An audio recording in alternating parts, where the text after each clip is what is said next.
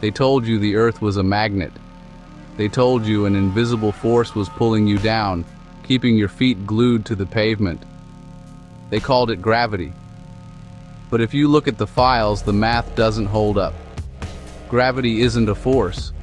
It's a cover-up for the truth. Most people spend their lives in a cage of common sense, never questioning the ground beneath them. But today, we're opening the vault. I read something strange. Einstein said his happiest thought was a dream about a man falling off a roof. This sounded weird, so I investigated it. Today I am sharing what I learned.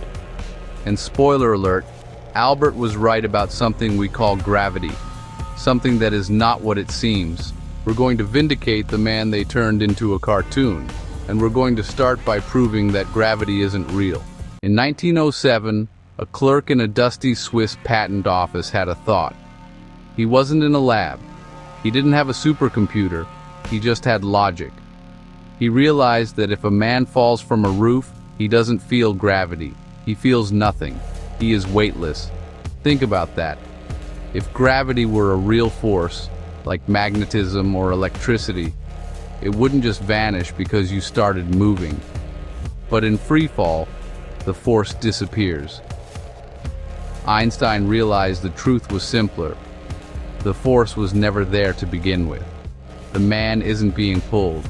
He is simply drifting. Look at the blueprints. This is the equivalence principle. Imagine you're in a windowless elevator in the deepest reach of space. No planets, no stars, just a box.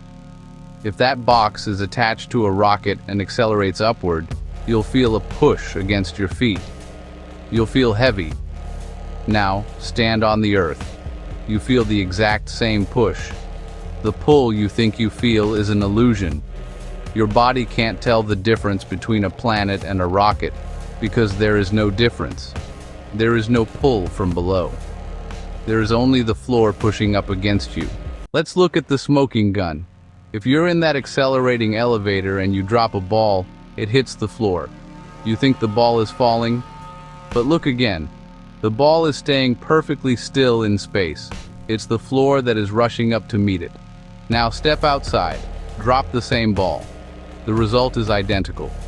The ball isn't falling toward the earth. The ball is sitting still in space, and the earth is rushing up to hit the ball. Gravity isn't a pull, it's a collision.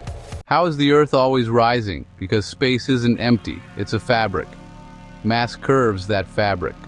We aren't being pulled into a pit, we are caught in a curve. So you want proof? I got proof for you. And it's nothing new. Way back, Galileo noticed something.